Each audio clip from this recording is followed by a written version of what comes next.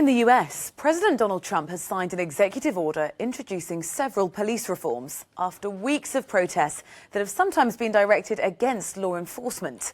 The president rejected calls to defund or dismantle the police, calls which have increased after a number of African Americans have died in police custody or at the hands of police.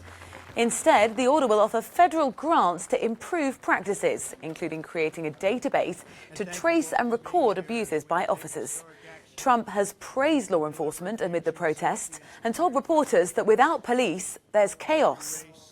Americans want law and order. They demand law and order. They may not say it. They may not be talking about it, but that's what they want. Some of them don't even know that's what they want, but that's what they want.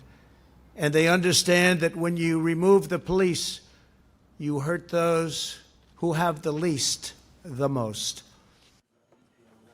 Let's go to Washington to find out more. Our reporter Colin Campbell is there for us. Morning, Colin.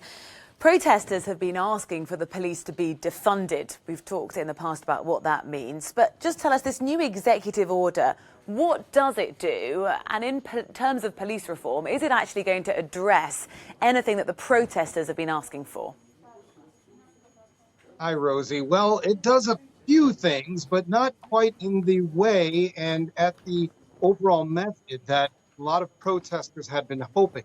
I'll tell you what it does do. One of the things that this executive order does do is it strongly suggests, using federal grant money, that when police answer various calls, that they take a counselor with them in cases where a police officer may not be the best equipped to handle. These would be cases like domestic violence, mental health issues, a call about a homeless person. They may come with a police officer to attend to this actual call, a social worker, a counselor, a therapist, or something like that. Another thing that protesters have been talking about that the executive order also addresses is the use of the chokehold.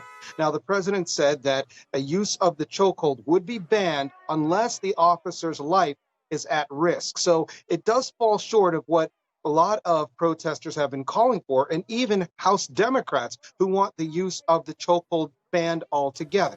It also strongly suggests, again, using federal grant money, that a database is set up to track police misconduct. If you look at the case with George Floyd, Nick Chauvin had nearly 20 complaints against him. And then in the case of Rayshard Brooks, the officer who fired the bullets into Brooks' back, had at least a dozen complaints against him. One involved the use of a firearm, although police haven't gotten into detail about that specific case. Now, House Democrats say they are going to work on a bill that comes out stronger in how police should run, how operations should be carried out, that is stronger than the executive order. Many protesters feel that the executive order falls short of calling police to account. They say that there's no accountability here.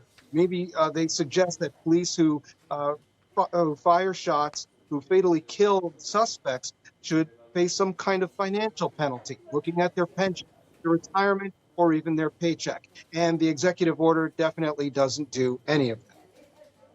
Colin, thank you very much for giving us an update, speaking to us there from Washington.